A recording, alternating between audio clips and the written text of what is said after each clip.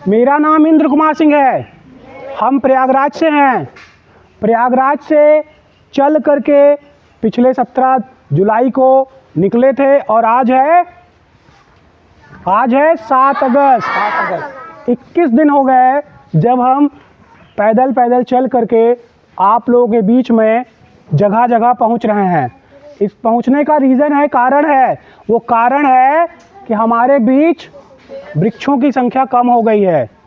तो वृक्षों की संख्या कम हो गई है तो इसकी वजह से बहुत ही समस्याएं होंगी। जानते हैं कैसे? जानते हैं? हम सांस लेते हैं तो हमें किस चीज़ की ज़रूरत है? और जब हम सांस छोड़ते हैं तो क्या निकलता है?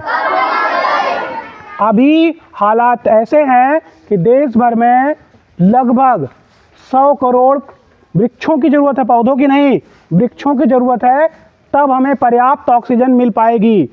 हमारा वायुमंडल जो होता है वो तमाम गैसों से मिलकर बनता है। ऑक्सीजन और कार्बन डाइऑक्साइड भी उसमें से गैस है। सबसे ज़्यादा जो होता है वो नाइट्रोजन होता है। नाइट्रोजन के बाद वो 2/3 से ज़्यादा होता है। उसके बाद 1/3 में सारी गैसें होती हैं। अब अगर हम ऐसी गैसों का उत्पादन करेंगे जो गर्म है, जैसे carbon monoxide, sulphur dioxide, carbon dioxide, आप समझिए जो आप पन्नी जलाते हैं ना, ये पन्नी जो पड़ी है, ये इसको घर में जला देते हैं ना सब लोग, तो इससे क्या क्या निकलता है पता है आपको? कार्बन डाइऑक्साइड तो मिलता है, जहरीली gas carbon monoxide, sulphur dioxide भी इसी से निकलता है। ये कभी जलाना नहीं है, ये कभी, ठीक, इसको जलाएंगे तो और जहरीली गैस निकलेगी। ठीक है, एक पेड़ लगाएंगे तो क्या होगा ये हम बता रहे हैं आपको। जब हम एक पौधे को लगा करके पेड़ के रूप में बदल देते हैं, जैसे ये आपके यहाँ, सर ये दिखाइए जो अभी नया पेड़ है, छोटा वाला है ना, तो ये पेड़ जब बड़ा होगा तो ऐसा होगा जैसा ये बड़ा पेड़ है ना, तो ऐसा होगा। अभी इस बड़े पेड़ के नीचे आपको अच्छा लग रहा है ना, तो ये हमें क्या क्या देता है? और छाया, सबसे बड़ी चीज है जो देता है वो है छाया, है ना। और उससे भी ज्यादा बड़ी चीज है,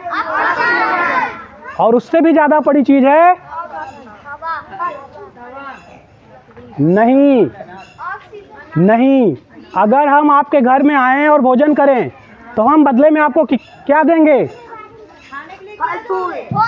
अगर हम आपके यहाँ आके भोजन करें, आप हमको नहीं जानते, तो आप उसके बदले हमें क्या दोगे? नहीं, हम आपको उसके बदले में क्या देंगे? आप तो भोजन हमें दिए, हम क्या देंगे आपको बदले में? आशीर्वाद, है ना, सकारात्मक ऊर्जा। ठीक है, हमारे हृदय से जो निकलेगा आपके लिए वो होगी पॉजिटिविटी, पुण्य जिसको कहते हैं। हम सब लोग अलग अलग धर्मों से जुड़े हैं, सभी धर्मों में एक ही चीज़ सिखाई जाती है कि दूसरों की भलाई करिए, यही सिखाई जाती है ना, कि दूसरों की मदद करिए, भलाई करिए। जब एक पौधा वृक्ष का रूप ले लेता है तो उसमें असंख्य जीवों को भोजन मिलता है ना। तो असंख्य जीवों को जो भोजन मिलता है वो आपके द्वारा तैयार किए हुए पौधे से है, तो उसके बदले आपको क्या मिलेगा? आशीर्वाद, है ना। और ये एक दिन नहीं मिलता, ये 1-2 पीढ़ियों तक मिलता है। जैसे आप अगर अपने आसपास का पेड़ देखेंगे तो आपको नहीं पता कि किसने लगाया, आपके बाबा ने लगाया कि उनके भी पिताजी ने लगाया है ना।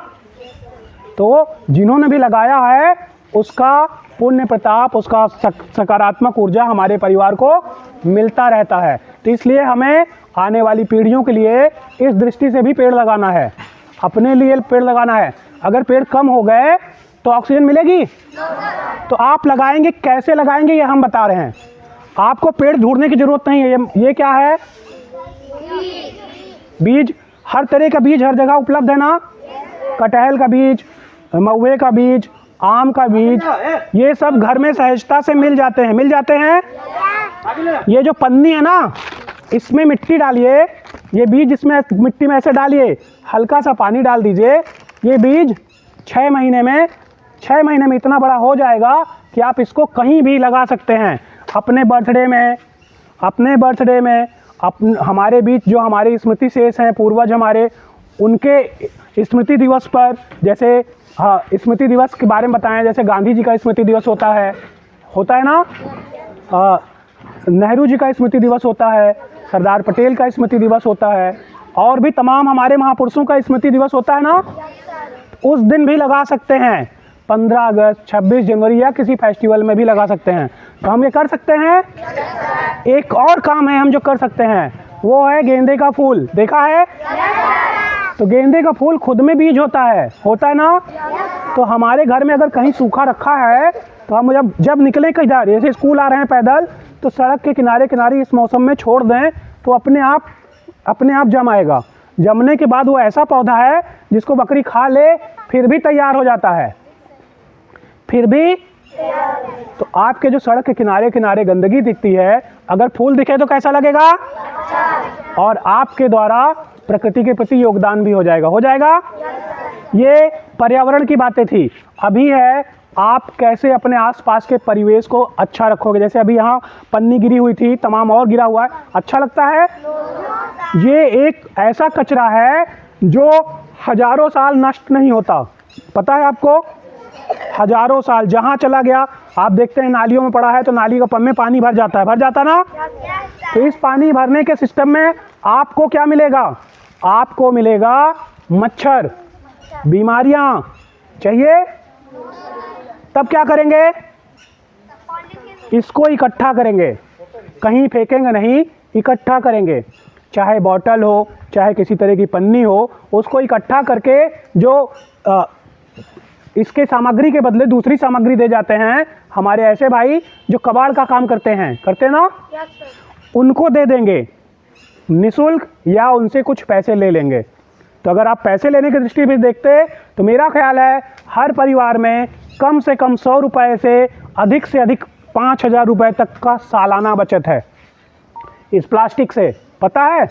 अगर आप इकट्ठा करेंगे तो साल भर में एक परिवार को 100 रुपये से लेकर के 5,000 रुपये तक, जिसके यहाँ जैसी प्लास्टिक उपयोग होती है, इतना बचाया जा सकता है।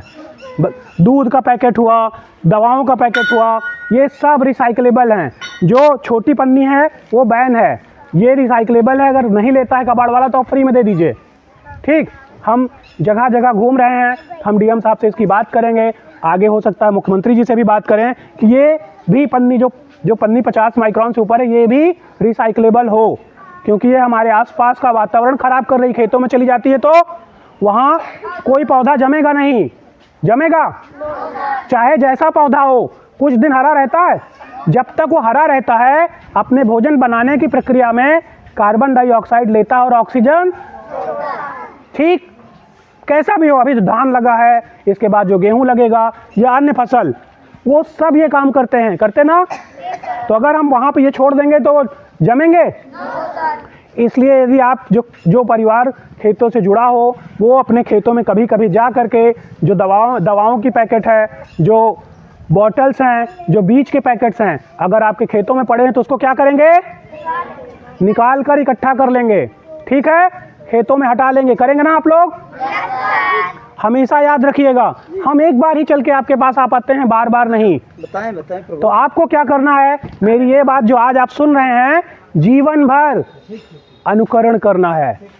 करेंगे? याद रखिएगा कि हमें अपने समाज को क्या देना है। अब ये बातें हो गई, अब है आपके शिक्षा की बातें। कैसे आप पढ़ेंगे? आप स्कूल आके पढ़ते हैं, आप घर में भी पढ़ते हैं, पर जानते हैं हम बाल हैं, बाल मन हमारा कैसा होता है जानते हैं? बाल मन हमारा ऐसा होता है जहाँ पर हम खेलने की प्रवृत्ति ज़्यादा रखते हैं, और हमारी जो स्मृति होती है वो रिवर्सेबल होती है, भूल जाते हैं हम चीज़ों को, मालूम है? तो ऐसी स्थिति में हमें क्या करना है? क्या करेंगे? बार बार पढ़ना है। एक बहुत पुरानी कहावत है, करत करत अभ्यास के जड़मति होत सृजान, रसरी आवत जात सिल पर पड़त निशान। यदि आप बार बार पढ़ेंगे तो आपके मस्तिष्क में ज्ञान का अंकन हो जाएगा, वो ज्ञान छप जाएगा।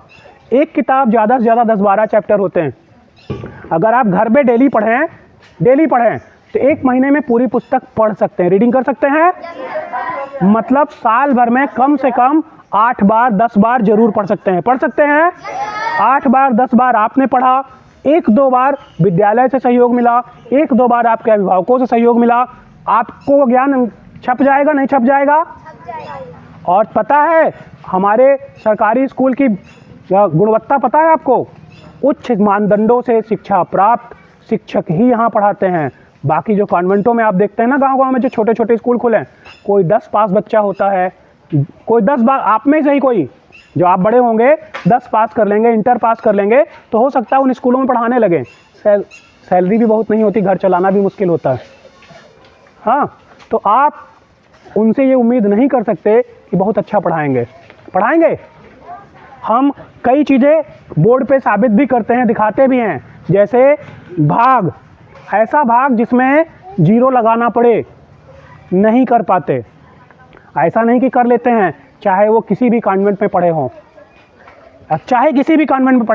नहीं कर पाते, क्योंकि उनको अभ्यास इतना नहीं कराया जाता, बस क्लास चला दी जाती है। आपको प्रॉपर अभ्यास कराया जाता है, पता है ना? आप अगर रोज स्कूल आएंगे, प्रतिदिन स्कूल आएंगे, तो ऐसा हो ही नहीं सकता कि सरकारी स्कूल का बच्चा भविष्य में भारत निर्माण में अपना योगदान ना दे।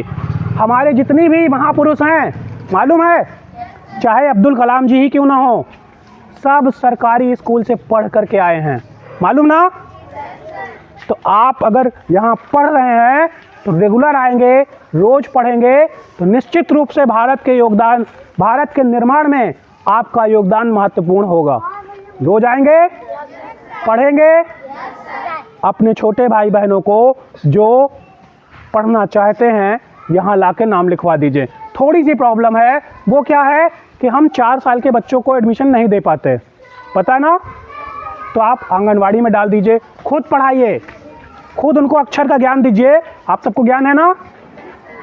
थोड़ा सा समय अपने छोटे भाई बहनों को भी दीजिए, दे सकते ना? क्योंकि हम और हमारा परिवार सबसे प्रथम शिक्षक होता है अपने छोटे भाई बहनों का, पता है? माता पिता या परिवार ही प्रथम शिक्षक होता है। द्वितीय शिक्षक विद्यालय के आदरणीय अध्यापकगण होते हैं, है ना? ठीक है, तो प्रथम शिक्षक आपको बनना है, अपने भाई बहनों को पढ़ाना है और स्वयं भी अध्ययन करना है। स्वयं अध्ययन जरूर करिएगा। अभी बताया आपको, एक थोड़ी सी हमने छोड़ दिया था, वो क्या था? रसरी आवत जात सिल पर पड़त निशान। आपने कुआं देखा है? कुआं, अगर कहीं किसी पत्थर पर अभी रस्सी चलाएंगे तो निशान पड़ेगा क्या? पड़ जाएगा। अभी बार बार जब रस्सी आती जाती है, पानी भरने के क्रम में जब उसको नीचे छोड़ा जाता है और जब खींचा जाता है, तो उसके बार बार आने जाने से बड़े मोटे पत्थर पर भी निशान पड़ जाता है, जिसको आप तोड़ने के लिए बहुत ताकत लगाते हैं, जिसमें एक खरोच भी नहीं लगा सकते, उसमें रस्सी खरोच लगा देती है। तो वो अभ्यास है। रस्सी बार बार आई गई ना, वैसे ही आप अभ्यास करेंगे तो आप भी ज्ञानवान होंगे। और शिक्षा शेरनी का दूध कहा जाता है, जो पिएगा वो दहाड़ेगा। ठीक है, आपने गाय भैंस का दूध जरूर पिया होगा, देखा भी होगा। शेर शेरनी भी टीवी पे देखे होंगे, देखे ना? लेकिन शेरनी का दूध जो है कभी हासिल नहीं किया जा सकता, वो शिक्षा से ही हासिल किया जा सकता। किससे? तो आप शिक्षा के प्रति जागरूक रहिए, रोज विद्यालय आइए, घर में पढ़िए और अपने जो भी दिक्कतें हैं अपने अध्यापक से पूछिए, उसको समाधान करिए और देश निर्माण में अपनी भागीदारी करिए। कर सकते ना? जब आप पढ़े लिखे होंगे तो जैसे आज बहुत से बच्चों के अभिभावक नहीं पढ़ा पाते, आप भविष्य में जब इस लायक होंगे, जब आपका परिवार होगा, तो आप अपने बच्चों को पढ़ा पाएंगे। सिर्फ बच्चों को ही नहीं, आसपास के परिवेश को शिक्षित कर पाएंगे ना? तमाम कोचिंगों में बहुत से हमारे भाई बहन पढ़ाते हैं ना, तो उसमें कल आपका भी योगदान हो सकता है। तो आप जब उच्च शिक्षित होंगे तो ही गुणवत्तापूर्ण शिक्षा दे पाएंगे। तो आप रेगुलर आइए, ठीक है? अपने स्कूल का, अपने अध्यापकों का सहयोग करिए। जय हिंद, जय भारत। अब हम आप लोगों को थोड़ा सा मेडिटेशन सीखेंगे।